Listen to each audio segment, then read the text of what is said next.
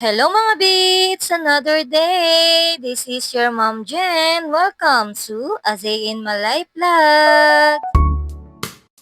For today's video mga B, tayo ay pupunta dito sa may Santo Niño dito sa Robinson. Meron kasing satellite ang Comelec dito para magparehistro. At dahil maaga pa, naisipan namin kumain muna dito sa may karinderya. Syempre doon tayo kung saan merong only rice and only soup. Para busog na busog. Nag-order nga kami dito ng mami sa halagang 75 pesos at lechong kawali sa halagang 75 pesos din. Siyempre, mga B, only rice to.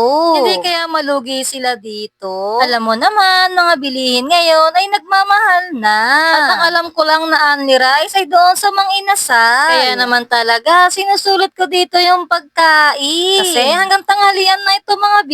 Aray ko! Eme lang. At ayun nga mga B, after namin kumain, bumalik na kami dito sa may Robinson. Buti na lang talaga yung katabi namin, sinabihan namin na babalik kami at kakain lang kami. Kung hindi, panigurado yung pila, doon kami sa dulo. Kaya naman salamat kay ate, sinecure niya yung aming pila. At habang nag-aantay nga kami, may batang makulit dito na gustong maglaro. Lahat na nga ng machine dito, mga B, sinubukan niyang ilaro. Hindi ko na nga lang na-videohan kasi nga makulit tong batang to.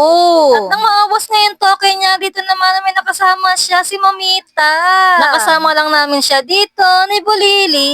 Nanonood lang kami sa kanya, pero in fairness mga B, napakabait ni Mamita. Binigyan niya ng token si Bulili. Maglaro raw silang dalawa. Kita mo naman talaga sa mukha nilang dalawa na nag-e-enjoy sila. Habang naglalaro nga sila mga B, si Mamita tuwan-tuwa sa anak ko. Bawat minuto, tinuturuan niya talaga si Bulilit kung paano maglaro mga B. Nung nanalo nga si Bulilit ng maraming token mga B, tuwan-tuwa si Mamita. Sobrang bait talaga ni Mamita. Dahil bago kami umalis mga B, binigyan pa niya si Bulilit ng donut. At andito na nga kami sa pilahan mga B.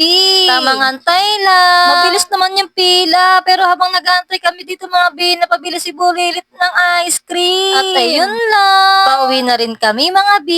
Ito lang yung ganap na meron sa amin maghapon. Kaya naman hanggang dito na lang mga B. Huwag mong kalimutang mag-like, follow, and share. Salamat!